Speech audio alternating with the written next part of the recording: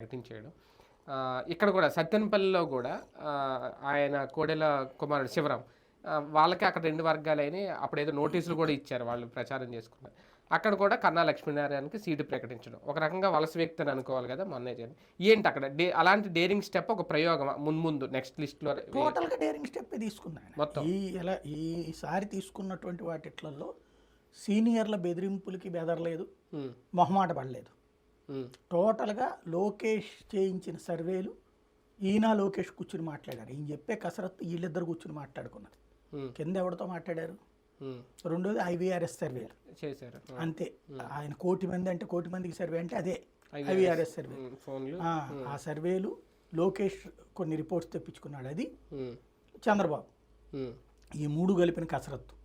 సీనియర్లు అంటే విరక్తి వచ్చేసింది జనానికి. అంటే చూసి బోరు కొడుతుంది. రెండోది వాళ్ళు అదే ట్రెండ్ ఫాలో అవుతారు కదా. వాళ్ళ అనుచరులు, వాళ్ళ వ్యవహారాలు, వాళ్ళ దందాలు, వాళ్ళ అధికారంలోకి వచ్చినప్పుడల్లా దందాలు, అది అక్కడ ఉన్నటువంటి లోకల్ పబ్లిక్ ఒక విరక్తి వచ్చేస్తుంది.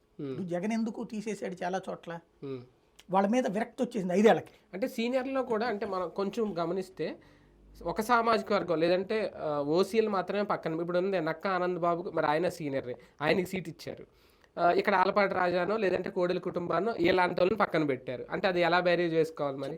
ఎస్సీ సీట్లలో వాళ్ళకి లేదు, అది కాబట్టి ఉన్నోళ్ళతోనే ఇంకో ఎస్సీని తెచ్చి పెట్టచ్చు. లేదు కదా, లీడర్లే లేకనే కదా. పరిపూల ఇతని పేరేంటి, రాజేష్, మహాసేన రాజేష్ ఎందుకున్నారు? ఎందుకంటే ఎస్సీ కమ్యూనిటీలో వీళ్ళకి చాలా బలం తక్కువ.